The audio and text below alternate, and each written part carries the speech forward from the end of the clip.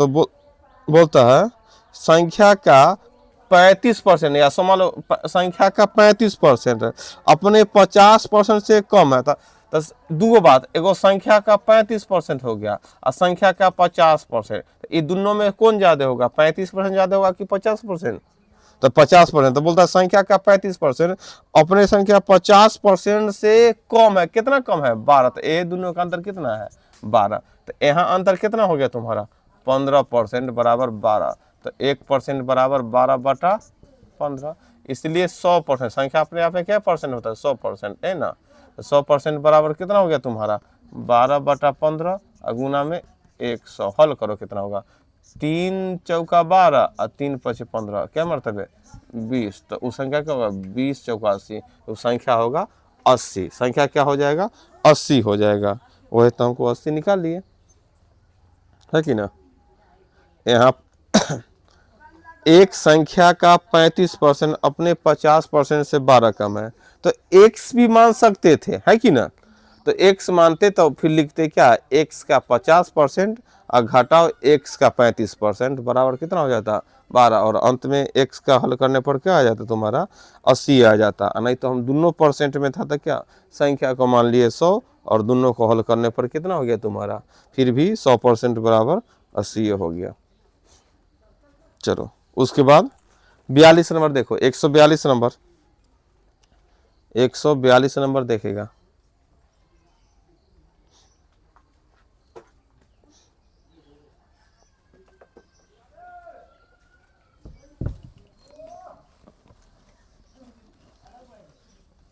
अच्छा 80 80 मिट गया।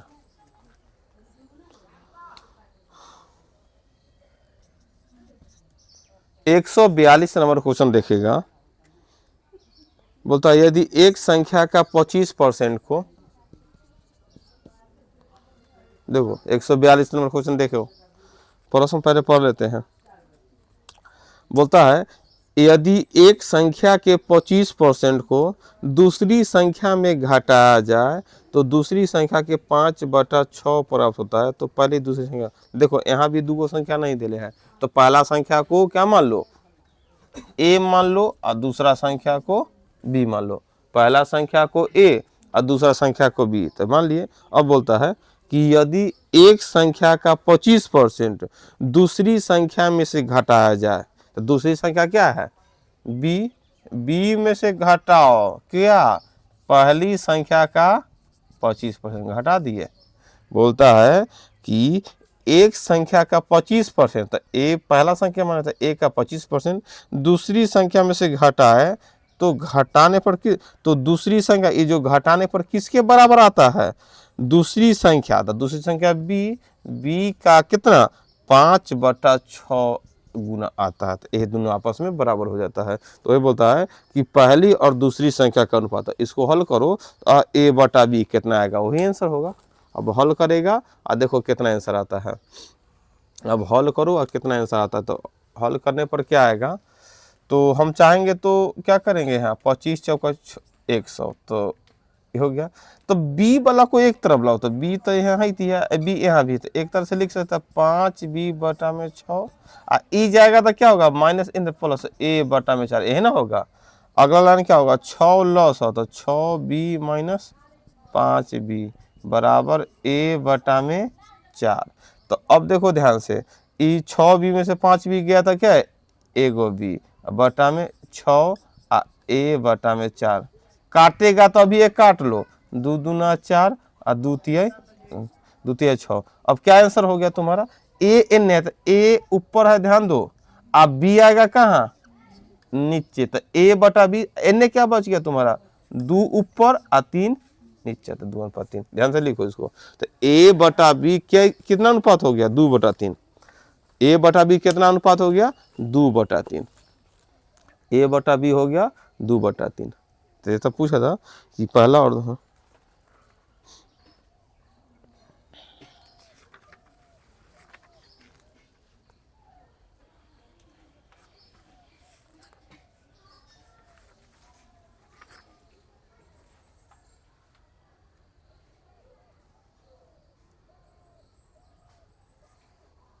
हो गया।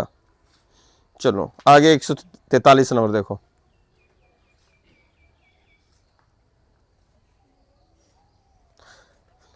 देखो 143 नंबर अगर हम लोग प्रश्न पढ़ेंगे तो प्रश्न क्या दिया है, देखो पहले पढ़ो 143 नंबर।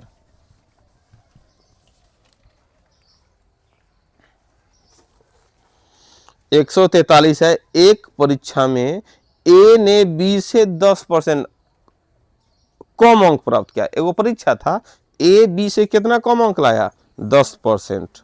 बी ने सी से 25% अधिक अंक प्राप्त किया। बी सी से कितना 25% अधिक अंक प्राप्त किया, तथा सी ने डी से 20% कम अंक प्राप्त किया।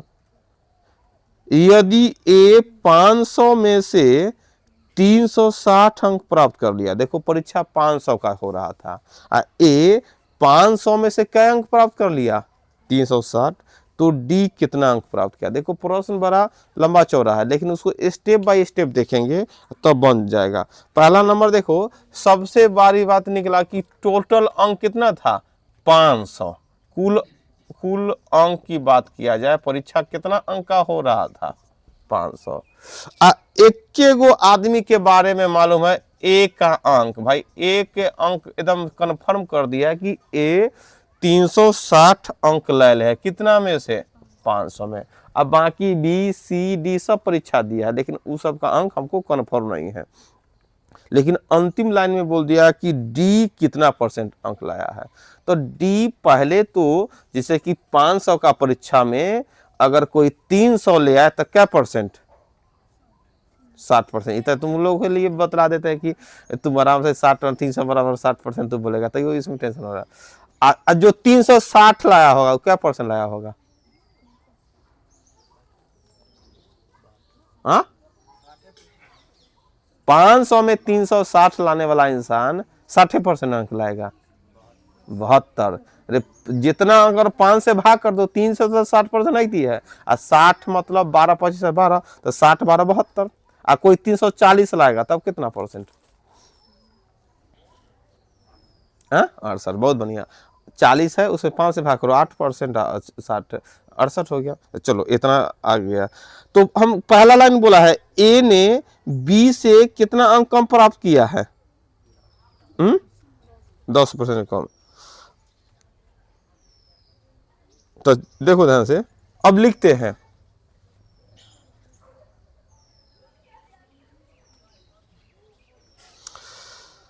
पीछे से प्रश्न चलना होगा। सबसे अंतिम में लिखा है सी डी से 20% कम अंक प्राप्त किया।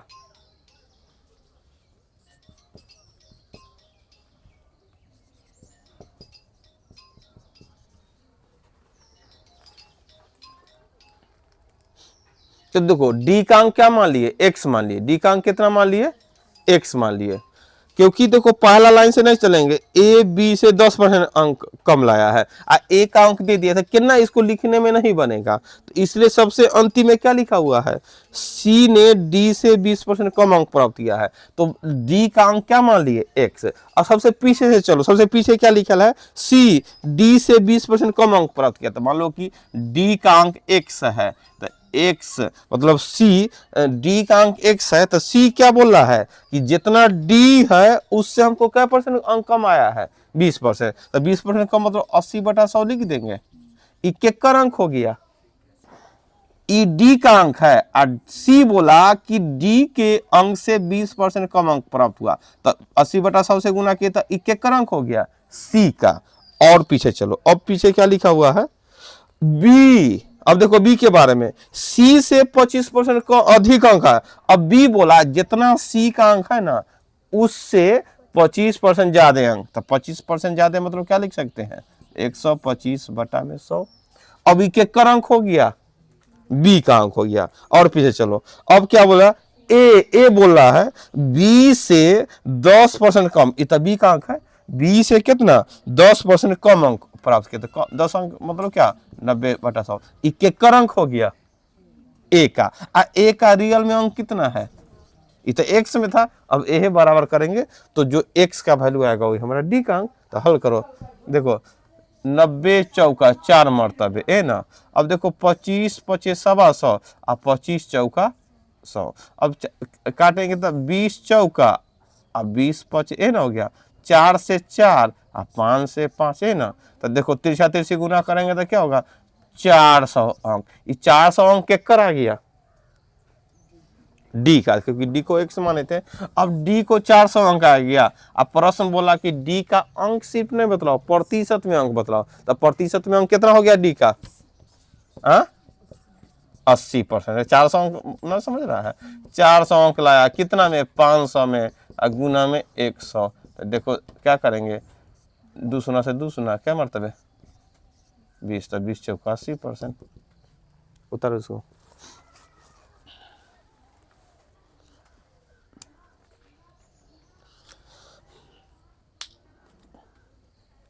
यहाँ प्रश्न था, एक परीक्षा में ए बी से 10% कम अंक प्राप्त किया, बी ने सी से 25% अधिक अंक प्राप्त किया और सी ने डी से 20% कम अंक प्राप्त किया। ये लंबा चौड़ा लाइन लिखा हुआ था। आगे लिखा था कि ए ने 500 में 360 अंक प्राप्त किया। एक को हमको मालूम चला कि भाई ए 500 में से 360 अंक प्राप्त किया था। कुल अंक लिख दिए कितना? 500। एक अंक लिख दिए 360। ये कन्फर्म हो गया। उसके बाद तो डी ने कितने % अंक प्राप्त किया। अब हमको डी का अंक ध्यान में लाना किया कि डी का पहले अंक कितना आएगा तब ना उसको प्रतिशत में निकालेंगे। तो डी का अंक मान लिए x मान लिए। जब हम बैठाना स्टार्ट किए तो कितना बैठा है? पहला कल आया था ए बी से 10% अंक, बी से 10% कम अंक आए। यहाँ पहले एक अंक देते, बी का अंक देता तब ना 10% कम करते। इसलिए सबसे अंत में गया कि भाई डी को x मान लिए। अब बोलता है सी डी से 20% कम अंक, तो x मान लिए उससे कम, तो 80/100, तो इसी का अंक हो गया। फिर बी बोल रहा है कि सी से हमको कितना 25% अधिक, तो 125/100, तो बी का अंक हो गया। या फिर ए बोला है कि बी से हमको 10% कम अंक है, तो 90/100 हो गया 360। तो बात सही है। बी बोला है, ए बोला है कि बी से हमको कम अंक है, तो देखो अंक कम सही में है। बी का तो 400 है, उससे क्या उसको कम अंक है। तो डी का वैल्यू आ गया कितना तुम्हारा 400, और 400 बराबर क्या हो गया तुम्हारा 80%। चलो आज इतना ही, कल इसको समाप्त किया जाएगा।